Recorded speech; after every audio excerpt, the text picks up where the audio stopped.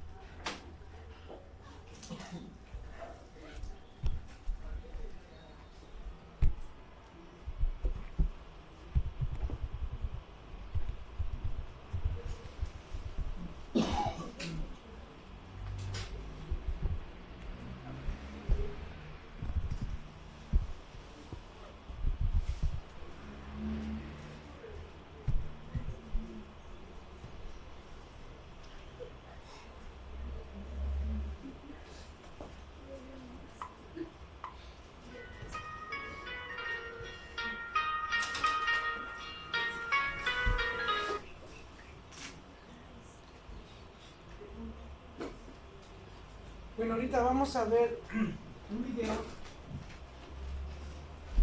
que nos va a mostrar una presa hidroeléctrica que está ahí, como lo van a ver en el Paraguay.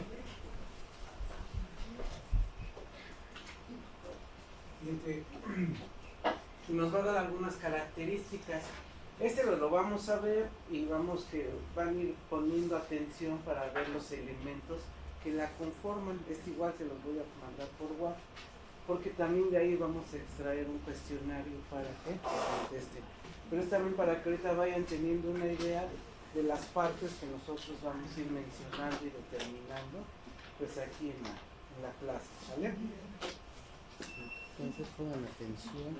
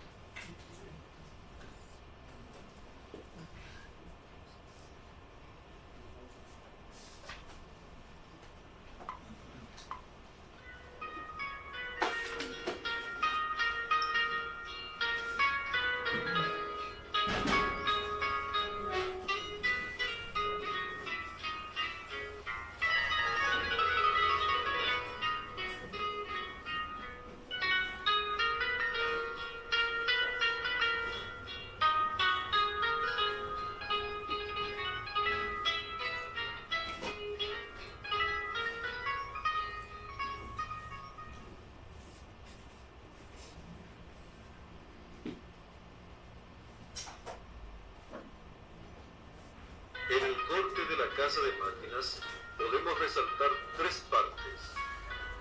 La toma de agua, cuya función es captar el agua del embalse para introducirlo a la turbina. Está compuesto por reja protectora, compuerta de servicio, servomotor, sistema de válvulas o bypass y tubería de presión. La tubería de presión es de acero de 10 metros y 50 centímetros de diámetro y 142 metros de largo, que conduce el agua hasta la caja espiral. La turbina, constituida por la caja espiral o caracol, rueda de la turbina, eje, conjunto de paletas fijas y móviles y el tubo de succión. La caja espiral posee diámetro variable, para mantener la presión del agua en forma constante al chocar contra la turbina. El volumen de agua necesario para mover la turbina es de 690.000 litros por segundo. El peso de la turbina es de 300 toneladas. La turbina al girar transforma la energía cinética del agua en energía mecánica. Luego, por medio del tubo de succión, se conduce el agua al canal de evacuación. El generador, constituido por el eje inferior que transmite la rotación de la turbina al rotor. El rotor, constituido por barras de cobre, es la parte girante del generador y pesa 1.760 toneladas y tiene un diámetro de 15 metros 93 centímetros para el generador de 50 Hz y 15 metros 96 centímetros para el generador de 60 Hz de frecuencia. Además, consta de una parte fija denominada estator, cuyo peso es de 988 toneladas. Para el mantenimiento periódico de las unidades generadoras, estas son retiradas del sistema eléctrico y grupos de técnicos proceden a su mantenimiento. Concluidos los mantenimientos, para entrar en operación una unidad generadora, se procede al llenado de agua en dos etapas.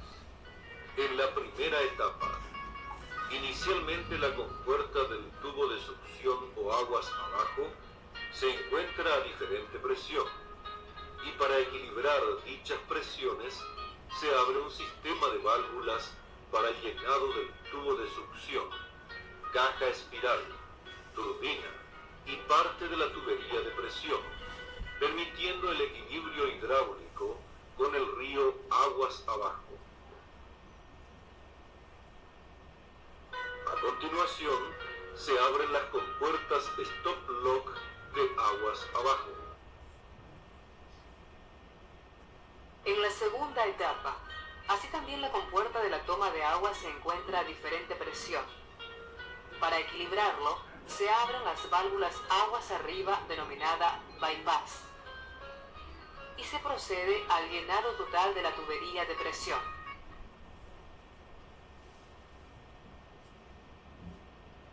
Seguidamente, se levantan las compuertas aguas arriba o de servicio, utilizando el servomotor.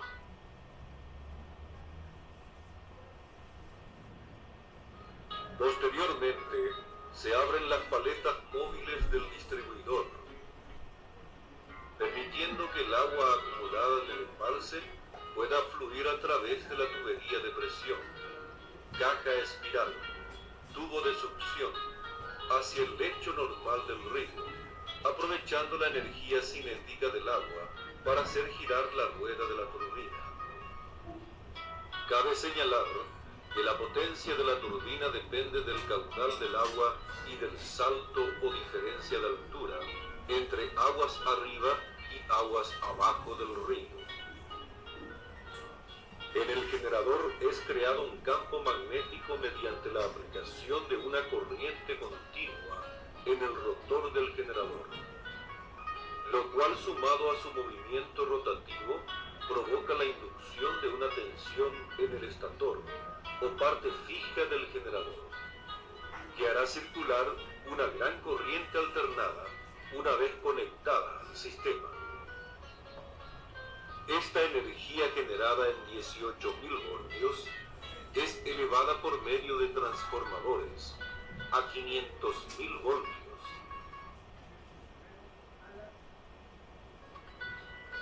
De la casa de máquinas salen 8 líneas de transmisión, 4 en la frecuencia de 50 Hz para el Paraguay y 4 líneas en la frecuencia de 60 Hz para el Brasil.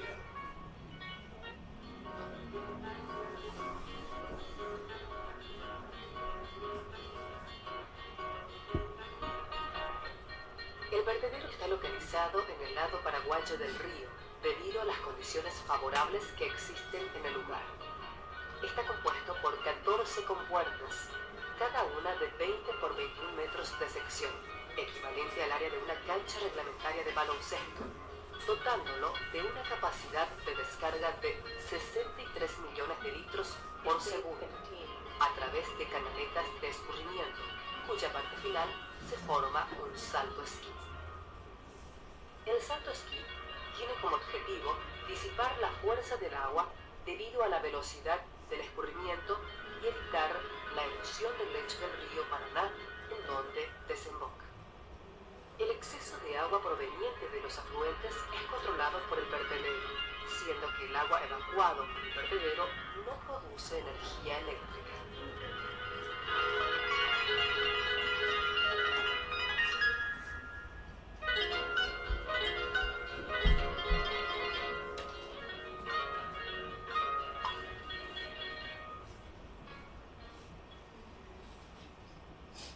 Bien, entonces, más o menos, eso es las partes o el funcionamiento de una central hidroeléctrica.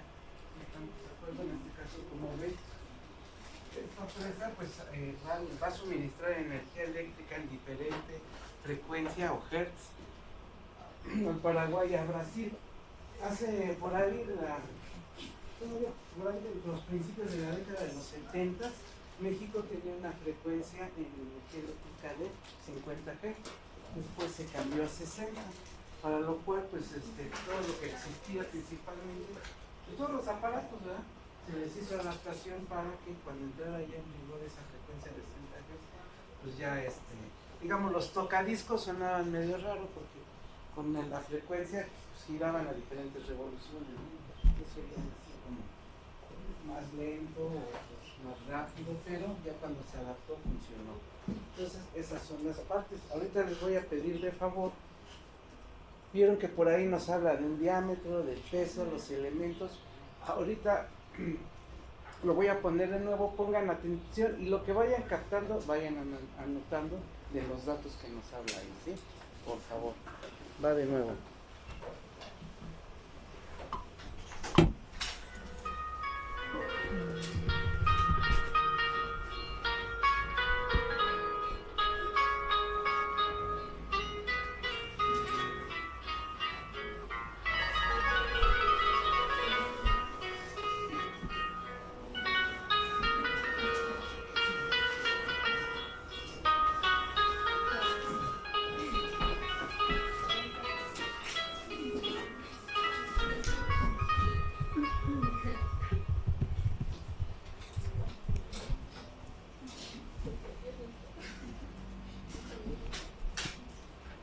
En el corte de la casa de máquinas podemos resaltar tres partes. La toma de agua, cuya función es captar el agua del embalse para introducirlo a la turbina.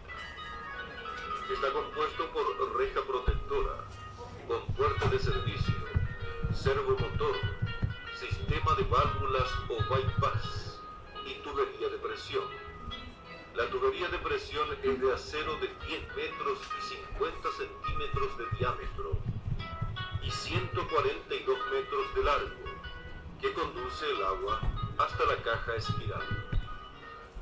La turbina, constituida por la caja espiral o caracol, rueda de la turbina, eje, conjunto de paletas fijas y móviles, y el tubo de succión. La caja espiral posee diámetro variable para mantener la presión del agua en forma constante al chocar contra la turbina. El volumen de agua necesario para mover la turbina es de 690.000 litros por segundo. El peso de la turbina es de 300 toneladas. La turbina al girar transforma la energía cinética del agua en energía mecánica. Luego, por medio del tubo de succión, se conduce el agua al canal de evacuación. El generador, constituido por el eje inferior que transmite la rotación de la turbina al rotor. El rotor, constituido por barras de cobre, es la parte girante del generador y pesa 1760 toneladas y tiene un diámetro de 15 metros 93 centímetros para el generador de 50 Hz y 15 metros 96 centímetros para el generador de 60 Hz de frecuencia.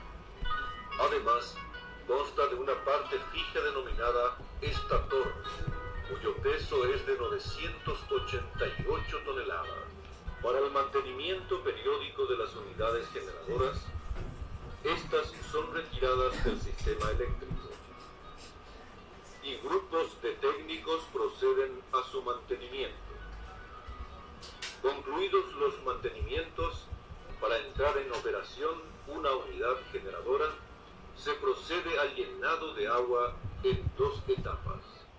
En la primera etapa, inicialmente la compuerta del tubo de succión o aguas abajo se encuentra a diferente presión y para equilibrar dichas presiones se abre un sistema de válvulas para el llenado del tubo de succión, caja espiral, turbina y parte de la tubería de presión, permitiendo el equilibrio hidráulico con el río aguas abajo. A continuación, se abren las compuertas stop lock de aguas abajo. En la segunda etapa, así también la compuerta de la toma de agua se encuentra a diferente presión. Para equilibrarlo, se abren las válvulas aguas arriba denominada bypass y se procede al llenado total de la tubería de presión.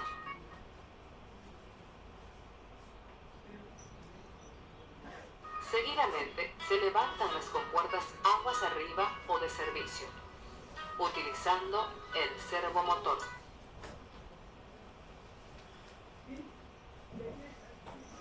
Posteriormente, se abren las paletas móviles del distribuidor, permitiendo que el agua acumulada en el embalse pueda fluir a través de la tubería de presión, caja espiral, tubo de succión, hacia el lecho normal del río, aprovechando la energía cinética del agua para hacer girar la rueda de la turbina. Cabe señalar que la potencia de la turbina depende del caudal del agua y del salto o diferencia de altura entre aguas arriba y aguas abajo del río. En el generador es creado un campo magnético mediante la aplicación de una corriente continua en el rotor del generador, lo cual sumado a su movimiento rotativo provoca la inducción de una tensión en el estator o parte fija del generador, que hará circular una gran corriente alternada una vez conectada al sistema. Esta energía generada en 18.000 voltios es elevada por medio de transformadores a 500.000 voltios.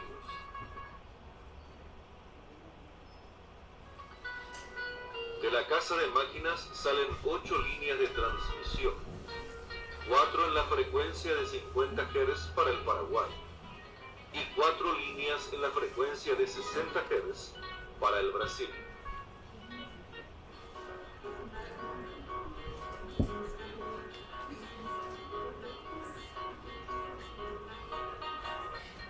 El vertedero está localizado en el lado paraguayo del río, debido a las condiciones favorables que existen en el lugar. Está compuesto por 14 compuertas, cada una de 20 por 21 metros de sección, equivalente al área de una cancha reglamentaria de baloncesto, dotándolo de una capacidad de descarga de 63 millones de litros por segundo, a través de canaletas de escurrimiento, cuya parte final se forma un salto esquí. El salto esquí tiene como objetivo disipar la fuerza del agua debido a la velocidad del escurrimiento y evitar la erosión del lecho del río Paraná en donde desemboca. El exceso de agua proveniente de los afluentes es controlado por el vertedero, siendo que el agua evacuado del vertedero no produce energía eléctrica.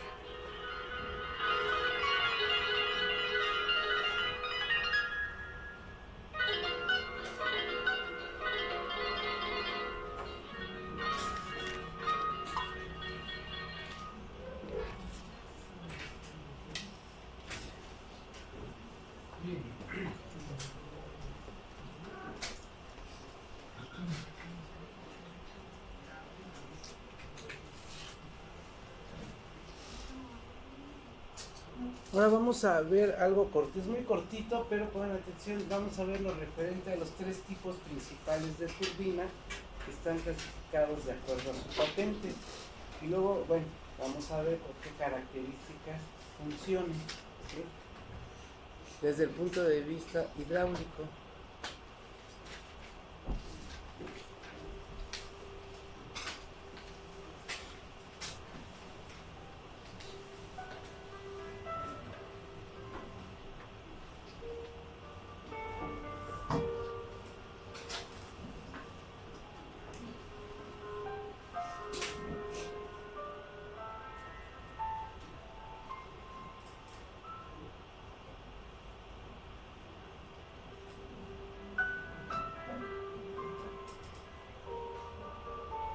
La primera fue una turbina Pelton. Esta es una turbina Francis.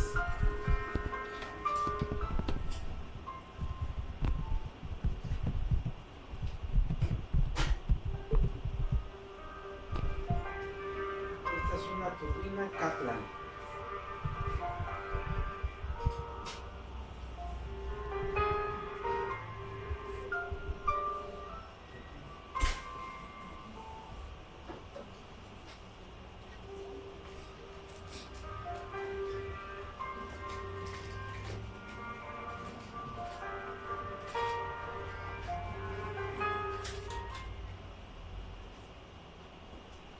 Les decía, es corto, pero ahorita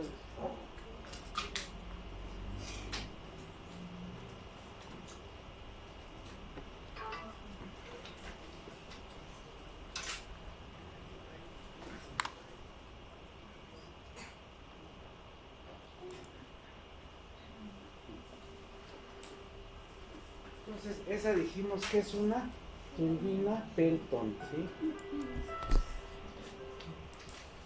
Fíjense, estos elementos se llaman cazoletas o cangilones. Es donde de alguna manera va a incidir el chorro del agua a través de estos elementos. Estos elementos se llaman chiflones, ¿sí? Es donde va a salir el agua con cierta presión y velocidad. Va a golpear estas cangilones y es lo que va a hacer girar a la turbina. ¿Estamos de acuerdo? Vamos a ver también que una turbina puede tener desde 1, 2, 3, 4, máximo hay hasta 8 chiflones, ¿sí? Pero ya son casos muy especiales en grandes presas, sobre todo en algunas rusas o estadounidenses.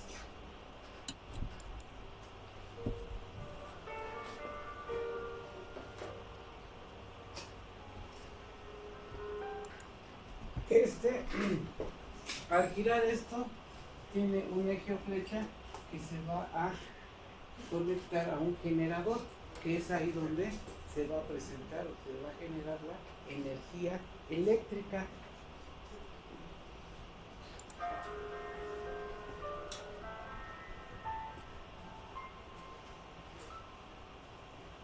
Esa es una turbina Francis. Vean, aquí es la característica que esta espiral o carcasa es de acero y va a tener la cometida de agua. Entonces va a pasar de un diámetro mayor a uno menor para que a menor área va a salir el agua con mayor velocidad. Entonces esto va a hacer girar, ¿sí? El rodete es el rodete de la turbina, ¿sí?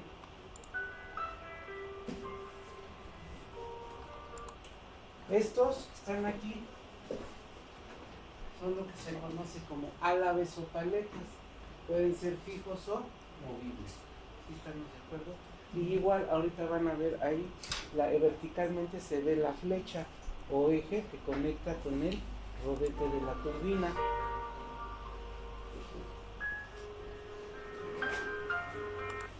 Estos son polos, ¿sí? Pares de polos que al ser pares debe existir un polo positivo y uno negativo para generar la inducción del campo magnético y también llegar a producir la energía eléctrica. También ahí vamos a ver cómo a través de una formulita y con un dato podemos determinar el número de pares de polos que puede tener nuestra turbina.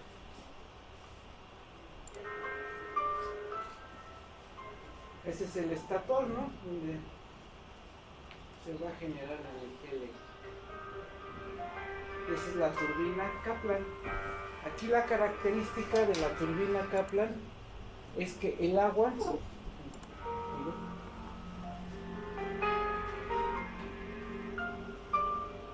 tiene sus pares de polos, pero aquí la característica de la turbina Kaplan es que el agua ahora sí que le va a llegar por arriba, o sea, así va a caer el agua, y por la forma que tiene sus álabes, pues los va a hacer girar.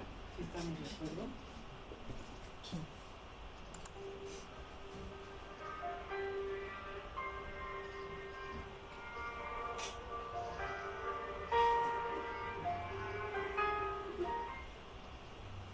Entonces son los tres tipos de turbinas. Este es otro videíto corto.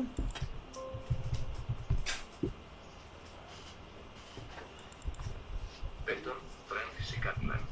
Estas son las turbinas hidráulicas más utilizadas. En este video compararemos estas tres turbinas y veremos cuándo utilizar cada una. Cuando pasamos de Pelton a Kaplan, el mecanismo productor de fuerza cambia de impulso a reacción. En Pelton, la fuerza de impulso de un chorro de agua es la responsable de la fuerza de rotación. El agua almacenada a gran altitud puede producir una gran fuerza de impulso debido a su alta velocidad. Así que estas turbinas son adecuadas para operarse cuando la energía del agua está disponible a grandes alturas y baja velocidad de flujo. Mientras que la turbina Kaplan es más adecuada en el caso contrario.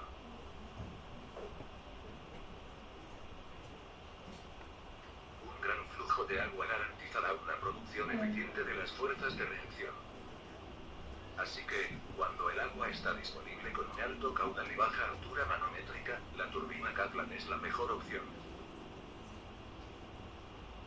La turbina Francis es para aplicaciones de mediana altura manométrica y mediana velocidad de flujo.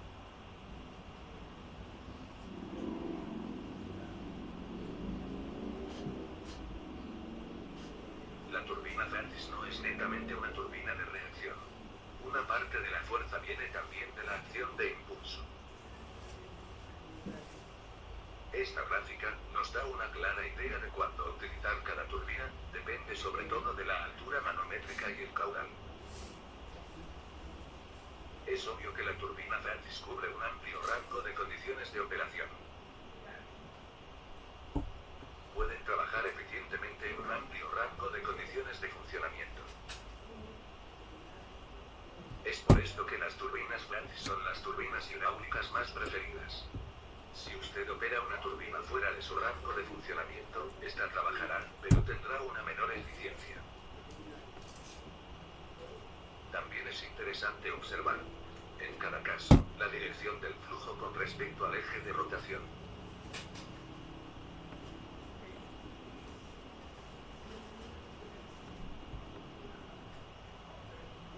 Sí, entonces igual son los tres tipos de turbinas, sus características.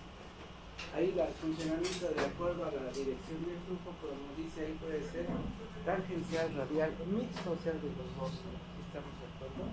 Bueno, era importante que conocieran más o menos esto.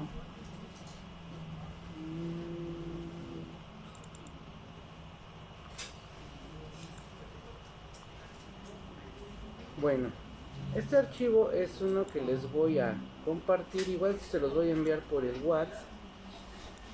Son unas notas de clase que yo elaboré, que hay una introducción o prólogo que lo hizo el ingeniero Rodolfo Granados.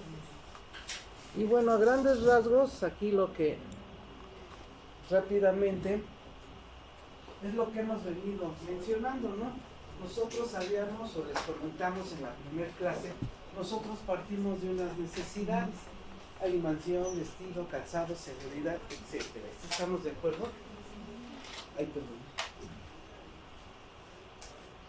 Y aquí está. Nosotros vamos a tener que todas estas que algo similar ya hicieron ustedes en su tarea. Les deseamos alimentación, pues tenemos todos esos productos en los que podemos encontrar en las tiendas de autoservicio. Las prendas de vestir, pues desde luego las vamos a estar produciendo en la industria de vestido, ¿sí? Calzado,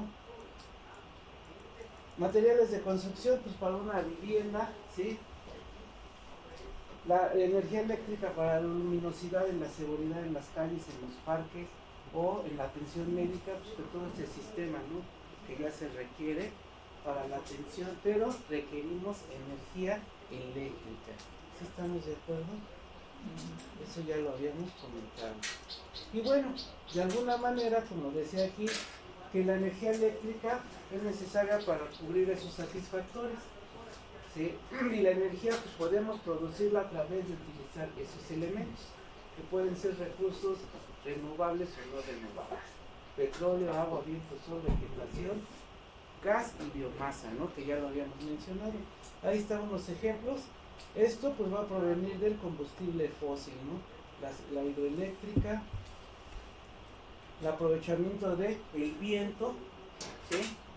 Y la energía solar, la biomasa, pues con lo que hay en los bosques o los desechos de ganado o de las mismas casas habitación.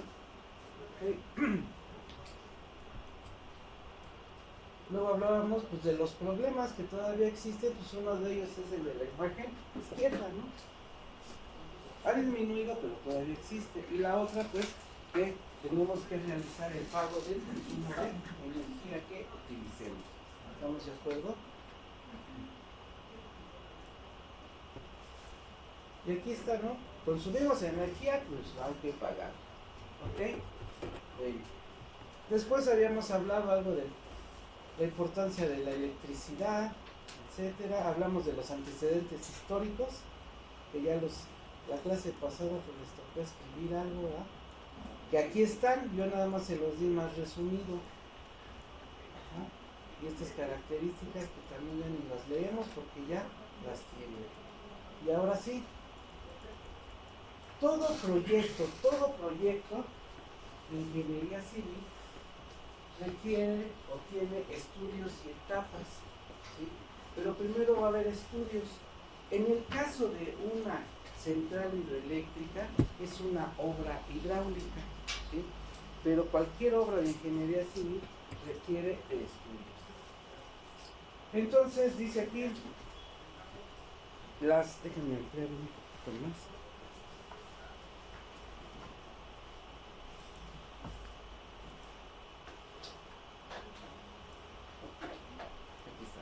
Dice, las obras hidráulicas, y digo hidráulicas porque es el enfoque de una central hidroeléctrica.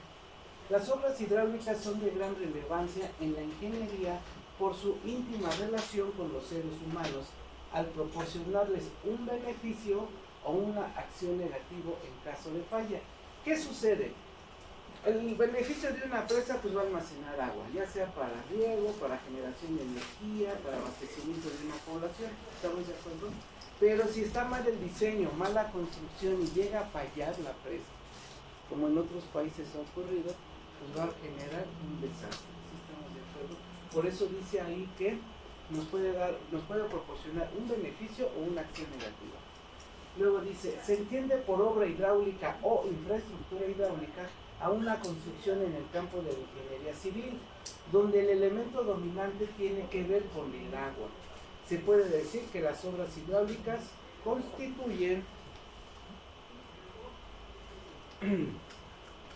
un conjunto de estructuras construidas con el objeto de manejar el agua, cualquiera que sea su origen, con fines de aprovechamiento o de defensa. Entonces, las obras hidráulicas pueden ser para aprovechamiento o para defensa. ¿Sí? Defensa, hay presas de control de avenidas o en los ríos, los bordos longitudinales para evitar los desbordamientos e inundaciones. Entonces, por eso las obras hidráulicas son de aprovechamiento o de defensa. Dice, toda obra hidráulica para su realización requiere contar con estudios, los cuales justifican técnica y económicamente la construcción de la misma. Entonces ya vamos a tener aquí los estudios, ¿sí? El primer estudio, que todos son importantes, el económico. El estudio económico, ¿qué dice? Permite determinar el costo de realización de la obra hidráulica y los beneficios que obtendrá la sociedad que se encuentra cerca de la misma. ¿Sí? El estudio económico es lo que nos va a permitir conocer, ¿sí?, el costo y qué beneficios vamos a tener. Esos beneficios, pues qué es lo que sucede, ¿no? Que va a generar empleos, etc. Otro estudio muy importante es el estudio social. Dice, el estudio social o los estudios sociales analizan el efecto que puede producir una obra hidráulica a su territorio y a su entorno social, principalmente el beneficio máximo que generará. O sea, por ejemplo, la construcción de una presa pues, nos va a generar que un gran embalse o lago artificial, ¿no? Porque al final lo genera la cortina. Pero ya en ese sitio, ¿qué es lo que va a generar? Pues, a futuro pueden, ahora sí, como dicen, plantar peces y hacer cría de peces. Puede haber turismo, puede haber pesca deportiva o de sustento. ¿Sí estamos de acuerdo? Entonces, eso también vamos a determinarlo a través de esos estudios. El otro estudio, ¿me ayudas? El otro estudio sería los estudios políticos, que actualmente son importantes, ¿no? Fíjense, ¿por qué dice políticos, estudios políticos? Dice, analizan y determinan la acción de las organizaciones sociales y la aplicación del poder presidencial para poder llevar a cabo la realización de una obra hidráulica. En su momento, ustedes no sé si recordarán, hubo una ocasión en el gobierno del presidente Fox que dijo, se va a hacer un nuevo aeropuerto en las cercanías de Atenca. ¿Sí? Sí, pero ahí la gente, los grupos sociales, pues les querían pagar baratísima su tierra. Y no, sí, se organizaron y ya ven que sus machetes y todo, abajo. ¿Sí? Después, en el gobierno de Peña Nieto dijo, no, pues en otro sitio, y empezaron, arrancaron y iba a ser un aeropuerto pues, de primer mundo, ¿no? Entonces, empezaron. Se termina el sexenio, llega el nuevo gobierno, y en una así, ¿no? De esas mañaneras, no sé en qué sitio. A ver, ¿quién está de acuerdo en que ya no se haga ese aeropuerto? Y se detuvo y se acabó, y ahorita es un parque que ya presentó problemas, no sé si se vieron por ahí, ¿no? Eso es el poder en los estudios políticos. O sea, un poder presidencial dice, ¿se hace o no se hace? Y una organización política también los puede detener. Caso, por ejemplo, hay un proyecto ya ejecutivo, de ejecutarse, el proyecto hidroeléctrico La Parota en Acapulco Guerrero. Igual la organización de ahí, intereses políticos no han dejado que sea. Y de hecho recuerden que por ahí ya ha habido 2 ocasiones que se han visto afectados por huracanes. En el caso de las inundaciones, pues es la cuestión de que si existiera esa presa, pues no habría problema. ¿Sí? Otro de ya los estudios importantes, bueno, todos importantes, pero los estudios geológicos, ¿por qué son importantes? Como dice ahí, proporcionan la información de los procesos que han actuado y configurado la Tierra, y con ello determinar los materiales de la corteza terrestre en la cual se puede desplantar una obra hidráulica. ¿Sí? Entonces, eso nos va a dar los estudios geológicos. Los hidrológicos, ya empezaron a ver algo ahí con el maestro Zavala, ¿no? Manejo integral de cuencas. Pero en el caso de nosotros, el estudio hidrológico, pues nos va a determinar la disponibilidad de agua superficial para aprovecharlo a través de una obra hidráulica, ¿no? Ahí tenemos una cuenquita, sus escurrimientos tributarios van a un punto de cauce principal, y a lo mejor en este punto, voy a poner una cortina, generar un embalse de una presa, ¿sale? Desde luego los otros estudios que van de la mano con los hidrológicos son los climatológicos. Y como dice, ese estudio climatológico va a ser que un resumen a largo plazo de los cambios meteorológicos, pues ya sean medidos con termómetros, pluviómetros, barómetros, y otros instrumentos, ¿sí? ¿Qué vamos a hacer con ellos? Pues un análisis estadístico para ver el comportamiento de estos aspectos, ¿no? Y que son utilizados, ¿sí?, para el diseño de nuestras obras. Otro estudio muy importante actualmente, los ecológicos, dice, pues nos van a permitir que conocer las afectaciones que puede provocar una obra hidráulica a los medios bióticos, o sea, donde hay vida. Sí, siempre una obra hidráulica va a tener beneficios, pero también va a tener efectos nocivos, ¿sí? Otro estudio, los estudios topográficos, porque en este caso en una obra hidráulica son importantes porque nos van a permitir conocer la configuración de todo el área o terreno donde vamos a desplazar algo, ¿sí? Eso es lo importante. ¿Y avanzamos, por favor? Entonces, esos serían los principales estudios. ¿Estamos de acuerdo? Ahora, si ya tenemos estudios, también tenemos que tener conocimiento de las etapas con las que va a contar un proyecto, de cualquier índole, en este caso, pues enfocado a esto. Dice específicamente una central hidroeléctrica como obra hidráulica para generación de energía eléctrica presenta las siguientes etapas. Entonces, comenzamos, compañera, por acá. Etapa 1. Perfil del proyecto. Lo principal del perfil es responder a las preguntas generales que le permitan al desarrollador describir con la mayor claridad posible cuál es su idea de proyecto y hacer un primer juicio respecto a si es económica y técnicamente conveniente seguir adelante con dicha idea de proyecto. Sí. La idea básica del proyecto. ¿Quiénes son los promotores?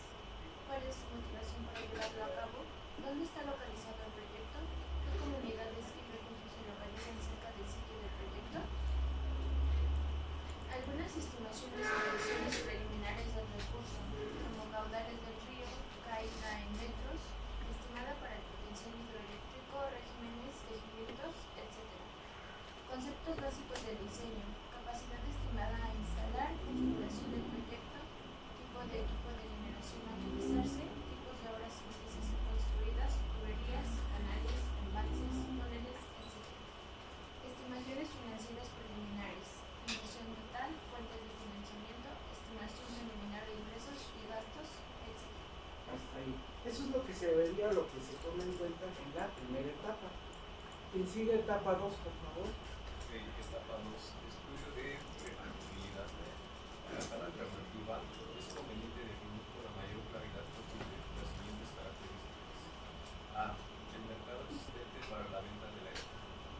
B. La disponibilidad de recursos base, agua, viento, biomasa, etc. para la generación de energía. C. Las características del sitio, incluyendo asentamientos humanos y ecosistemas cercanos. D. La tecnología a ser utilizada, incluyendo sus características, dimensiones del proyecto, confiabilidad, riesgos y permisos requeridos por la tecnología a ser utilizada. E. El calendario y los montos de inversión. F. Los costos de operación del proyecto. G. Los ingresos potenciales. H. Las condiciones de orden institucional y legal. I. Los tiempos y requisitos para obtener los diversos permisos. Y J. Los riesgos financieros, políticos, sociales y ambientales. Gracias. Etapa 3, por favor, ¿quién sigue? Etapa 3. Estudio de factibilidad. El estudio de factibilidad busca establecer con un grado considerable de confiabilidad la viabilidad del proyecto, tanto en términos de mercado, de sus aspectos técnicos, de su rentabilidad económico-financiera y, de manera preliminar, su conveniencia socioambiental. En este estudio se consideran generalmente aquellas alternativas que fueron identificadas como más favorables en el estudio de prefactibilidad. La metodología de análisis conlleva en esta etapa mucha mayor profundidad, es decir, que en algún lugar de los análisis más generales a partir de fuentes secundarias que se realizaron en el estudio de prefactibilidad. En esta etapa se contratan profesionales en diversas disciplinas quienes realizan estudios técnicos en el sitio y para las características específicas del proyecto. Este estudio es uno de los dos documentos clave que le permiten analizar a los potenciales financistas e inversionistas cuán rentable puede ser el proyecto y qué tanta confiabilidad tienen los planteamientos del desarrollador. Hasta ahí. Esa sería la etapa 3. La etapa 4, que sigue, por favor. Etapa 4, estudios ambientales. El análisis ambiental y social de los impactos del proyecto constituye un proceso de gran importancia para controlar y reducir cualquier daño ambiental que pueda ocasionar al proyecto. Punto número 2. Los aspectos socioeconómicos, tales como afectaciones a poblaciones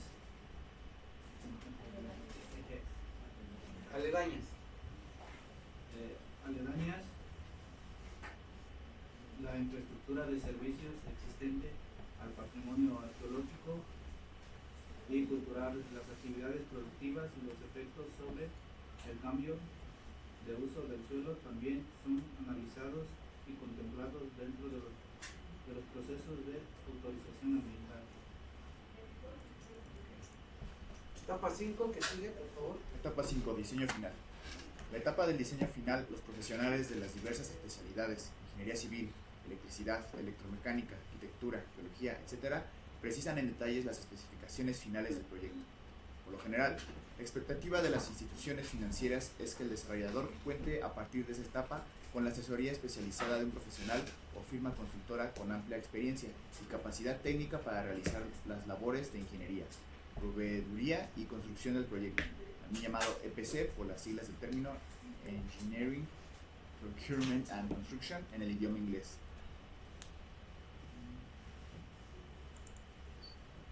En esta etapa se producen los planos finales constructivos, el trazado de los canales de conducción, las configuraciones finales del equipo electromecánico, las especificaciones de materiales y en general todos los elementos finales que definen el proyecto a nivel técnico.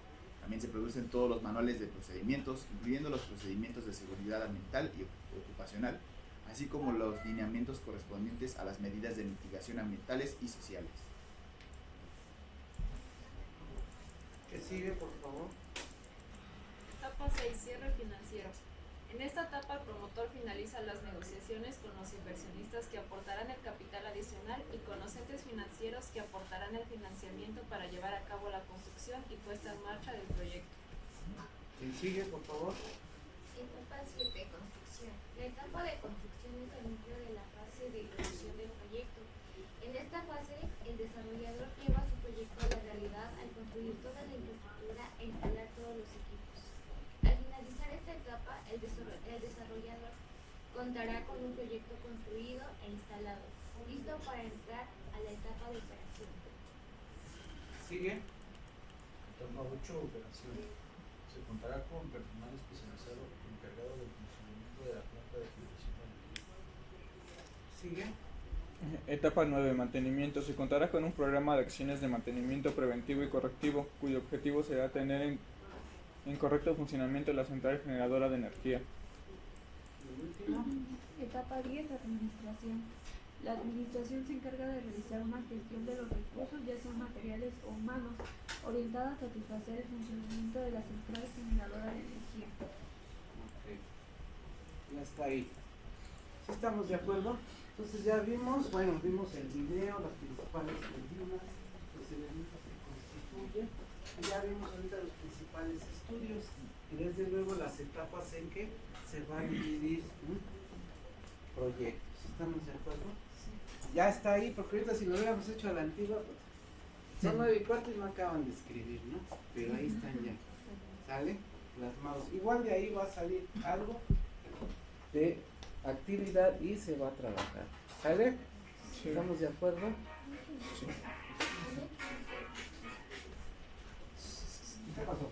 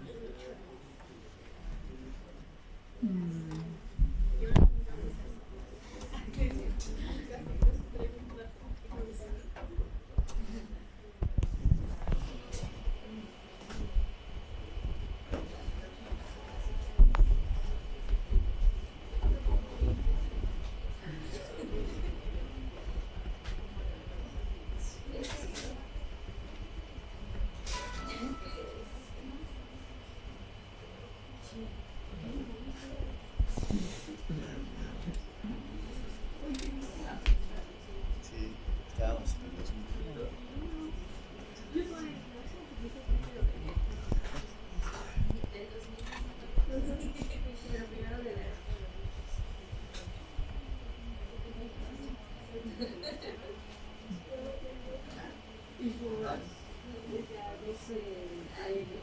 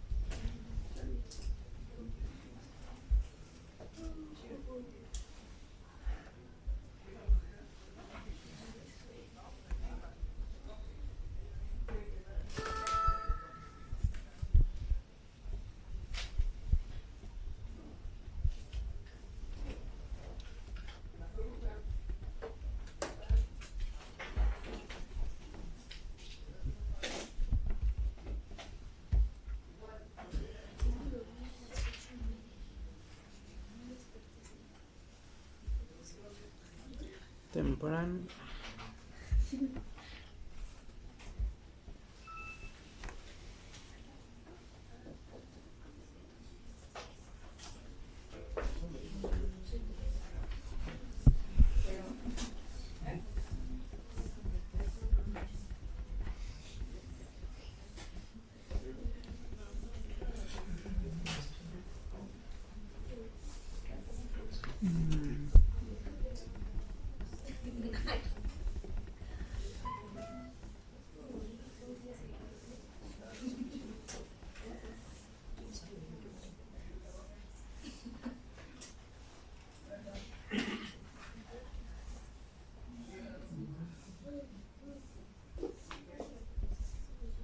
Tobar Ruiz. Reyes Camarillo. Presente. Alvarado Díaz. Gutiérrez García. Cruz Vicencio. Presente. Mejía Gutiérrez. Martínez Espinosa. Noriega Alvarado. Damián Miguel. Presente. Martínez de Olmos. Presente. Juárez Santillán. Presente. Rodríguez Cuevas. Presente. Ochoa Juárez. ¿Cuál doctor? García Macedonio. Presente. ¿Dónde está? Sánchez Castillo. Espinosa Ávila. Aguilar García. Galán Acosta. Olvera Ramírez. Presente. Hernández Hernández. Presente. Ramírez Martínez. Presente. Tapia Martínez. Presente. Salazar Benítez. Ramírez Cadena. Domínguez Mejía. Presente. Mata Castañeda. García Cruz. Sánchez Carrillo. Sánchez Piñón. Presente. Santino Olivares. Y Flores Bernardino. Sí, presente. ¿Falta alguien? ¿No? Vale. Entonces igual sigue pendiente lo de que he podido tener, no he tenido tiempo de armar el team, pero estamos en esto. ¿Está bien? De todos modos en el WhatsApp les envío la información. ¿Qué pasó?